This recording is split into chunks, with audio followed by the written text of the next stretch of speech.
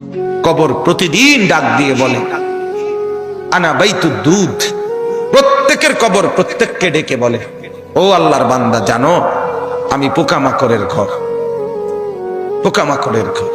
তুমি তো সেই বান্দা যে একটা মশা কানের পাশ দিয়ে উড়ে গেলে তোমার ঘুম বন্ধ হয়ে যায়, চোখ মিলে যায়। একটা মশার গুনগুন আওয়াজ সহ্য করতে পারো না।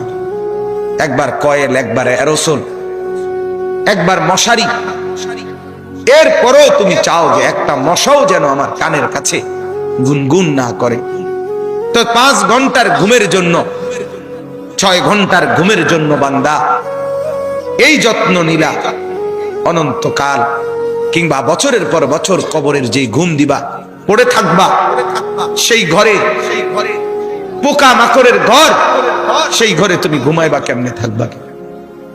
আমার বাপ, আমি থাকবো কিভাবে?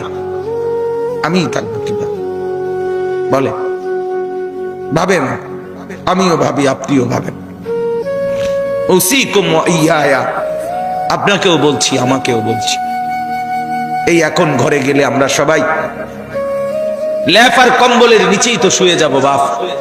কিন্তু একবার ভাবেন তো, যার মা কবরে, মার কবরে ল্যাপ কম্বল আছে কিনা? যার বাপ কবরে আছে এই মুহূর্তে, বাপ আপনি ভাবেন তো। আমার এক পরিচিত মানুষ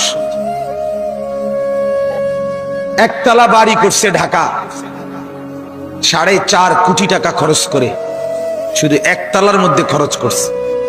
কিছুদিন আগে ইন্তেকাল করছে। ছেলেরা, তার গ্রামে জানাজা হবে পরের দিন দুপুরে। সন্তানরা ওই শেষ রাতটা হাসপাতাল থেকে লাশটা বাড়িতে আনে নাই, ওই 4.5 কোটি টাকার বিল্ডিং এ রাখে নাই, হাসপাতালেই রেখে দিছে। পরের দিন ওইখান থেকে অ্যাম্বুলেন্সে করে এরপরে গ্রামের বাড়িতে নিয়ে দাফন কাফন করে দিছে। এখন এটা তো করোনার কালে নাই, এখন ইদানিং 10, 15, 20 দিন আগের কথা। কি সাজাইলেন, কার জন্য সাজাইলেন, কি বুঝলেন, কি ভাবলেন? আপনি ভাবেন।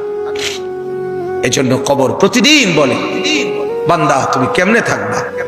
অগণিত পোকা মাকড়, অগণিত পোকা মাকড় তোমাকে ঘিরে ধরবে, কেমনে থাকবে? কবর বলে আনা বাইতুল ওয়াহদা, আমি একাকী ঘর, একাকী ঘর। ও আল্লাহর বান্দা, আমি একাকী, ডানে বামে কাউকে পাবা না। পৃথিবীর সবচেয়ে বড় যন্ত্রণার নাম হলো একাকিত্বের যন্ত্রণা, একাকিত্ব। পৃথিবীর সব সম্পদ যদি কারো ঘরে থাকে, সুখের উপকরণ থাকে, কিন্তু স্ত্রী নাই, ছেলে মেয়ে নাই, আপনজন কেউ নাই, ওই ব্যক্তি একাকিত্বের যন্ত্রণার সামনে গোটা পৃথিবীটার সব উপকরণ তার সামনে তুচ্ছ। আল্লাহ তাআলা বলতেছেন, ইরশাদ করছেন সূরা মুলকের 23 নম্বর আয়াত, কুল হুয়াল্লাযী আনশাআকুম। আল্লাহ তাআলা আমাদের প্রিয় নবী সাল্লাল্লাহু আলাইহি ওয়াসাল্লামকে লক্ষ্য করে বলেন, নবী আমার, বন্ধু আমার, আপনি বলে দেন। কাকে বলবেন? আপনার উম্মতকে, আমার বান্দাকে। এরা আপনারও উম্মত, এরা আমারও বান্দা। আমি তো আপনার কাছে নাজিল করে বললামই, এবার আপনিও বলে দেন যে আপনারও কথা এটা। তো যখন আপনার বান্দা, আমার বান্দা বুঝবে যে এই কথাটা আল্লাহরও কথা, আমার রসুলেরও কথা, তো এরপরে তার আর প্রত্যাখ্যান করার সাহস হবে না, হিম্মত হবে না। কারণ আমি প্রত্যাখ্যান করব কেন? আমি মুসলমান, আমি মুমিন, আমি আল্লাহর কথা ফিরিয়ে দেই কিভাবে? আমি রাসূলুল্লাহ সাল্লাল্লাহু আলাইহি সাল্লামের কথা ফিরাইয়া দেই কিভাবে? আর ফিরাইয়া দিলে আমি মুমিন থাকি কিভাবে? কথা বলেন বাপ। এই পৃথিবীতে ইনসাফের দাবি, বিবেকের দাবি, আমরা যারা মুসলমান পরিচয় দেই, আমাদের জিন্দেগীর সবচেয়ে বড় দাবি হলো আমাদের জন্য উচিত আল্লাহ এবং তার রাসূলের কথাকে গ্রহণ করা। কিন্তু বড় আফসোসের ব্যাপার হলো আমি আপনি সবাই সবচেয়ে বেশি প্রত্যাখ্যান করি আল্লাহ এবং রাসূলের কথা।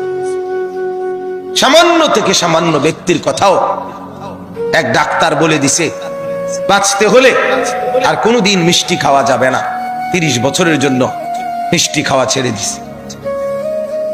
এক ডাক্তার বলে দিছে বাঁচতে হলে আর চিনি দিয়ে চা খাওয়া যাবে না, আজীবনের জন্য ছেড়ে দিছে। আমাকে বাঁচতে হবে। তাহলে আপনাকে যদি শুধু হায়াতে বাঁচতে হয়, আপনাকে তো জাহান্নাম থেকেও বাঁচতে হবে। কথা বলেন না কেন? দুনিয়াতে যেরকম আপনি চাচ্ছেন আমাকে বাঁচতেই হবে, অতএব কষ্ট হলেও মিষ্টি খানা ছেড়ে দিলাম, চিনি খাওয়া ছেড়ে দিলাম, তা আপনি কষ্ট হলেও আপনাকে তো জাহান্নামের আগুন থেকেও বাঁচতে হবে বাপ। তো সেই জাহান্নামের আগুন থেকে বাঁচতে হলে আল্লাহ এবং তার রসুলের নিষেধগুলোও তো ছেড়ে দেওয়া উচিত, গুনাহ তো ছেড়ে দেওয়া উচিত বাপ। আফসোসের বিষয়, একই ব্যক্তি নিজের এই সাইড বোঝে, ওই সাইড বোঝে না। এটা কি বোকা? এটা তো বোকা ছাড়া আর কিছু না বাপ।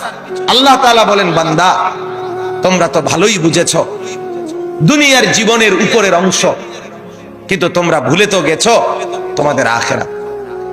আখিরাত আমি বলি অনেক সময় উদাহরণ দিয়ে, এই যে এই কাগজটা 4 কালারের, এটার এই পৃষ্ঠাটার মধ্যে দেখেন তো অনেক ডিজাইন করছে, অনেক ডিজাইন, 4 কালারের ডিজাইন, চমৎকার করে এই পিঠ সাজাইছে। কিন্তু এই পিঠ খালি, এই পিঠেতে কোনো কিছুই না, সাজগোজ। তো আল্লাহ তাআলা যেন বলছে, বান্দা মাটির উপরে তোমার যেই ঘর, সেই ঘর তো খুব সুন্দরভাবে সাজাইলা, ইট বালু সিমেন্ট, ময়মনসিংহ থেকে বালু আনছো, সিলেট থেকে পাথর আনছো, 1 নাম্বার ইট 1 নাম্বার বালু, এরপরে টাইলস, এরপরে খাট পালং sofa furniture, fridge AC, dining table, চায়ের কাপ, কাচের প্লেট, লবণের বাটি, অত্যাধুনিক সাজে পুরা ঘরটা সুন্দর করে সাজিয়েছ। বান্দা এই পিঠ তো খুব সাজাইলা, তো তুমি কি জানো মাটির নিচে তোমার আরেকটা ঘর আছে? সেই ঘরের নাম তো কবর। আমার বান্দা, আল্লাহ যেন বলছে, আমার বান্দা মাটির নিচের ওই ঘর, সে ঘর সাজাইবা না? সেটাও তো তোমারই ঘর। কি ভাই, শেষ বেলায় আমার বাপ, আমার ভাই, আমার বন্ধু, রাত অনেক হয়েছে, আমি ইচ্ছে থাকলেও লম্বা করতে পারবো না ভাই। আমারও ফিরে যাইতে হবে, কুমিল্লা ক্যান্টনমেন্ট যাইতে হবে। আমি আজকে গত শুক্রবারে বের হয়েছি, এখনো পথে পথে আছি, বাসায় যাই নাই আজকে 5-6 দিন। তো আমি বলতে চাচ্ছি আপনাকে এই কথা, মাটির নিচের ওই ঘর, সেটা আপনারই ঘর, সেটা আমারই ঘর বাপ। সে ঘর সাজাবেন না। সে ঘরে এভাবে ভুলে গেলেন, এভাবে ভুলে গেলেন। তো এই জন্য বলি, এটা যেন এমন মাটির উপরের এই ঘর যদি খাট পালং আর সোফা দিয়ে সাজে, আল্লাহর কসম মাটির নিচের আপনারই ওই ঘর সাজতে হলে জিকির আর তাসবিহ তেলাওয়াত লাগবে। এই ঘর সাজবে খাট পালং দিয়ে, ওই ঘর সাজবে জিকির তাসবিহ তেলাওয়াত দিয়ে, আল্লাহ তাআলার গোলামি দিয়ে।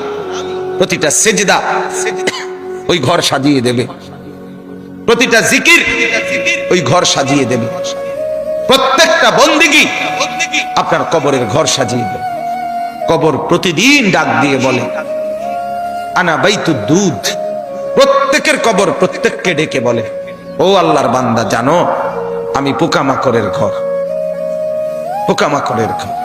তুমি তো সেই বান্দা যে একটা মশা কানের পাশ দিয়ে উড়ে গেলে তোমার ঘুম বন্ধ হয়ে যায়, চোখ মিলে যায়।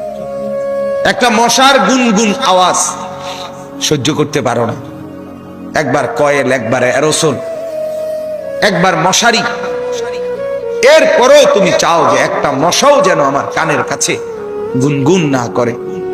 তো 5 ঘন্টার ঘুমের জন্য, 6 ঘন্টার ঘুমের জন্য বান্দা এই যত্ন নিলা, অনন্তকাল কিংবা বছরের পর বছর কবরের যে ঘুম দিবা, পড়ে থাকবা সেই ঘরে পোকা মাকড়ের ঘর, সেই ঘরে তুমি ঘুমাইবা কেমনে, থাকবা কি?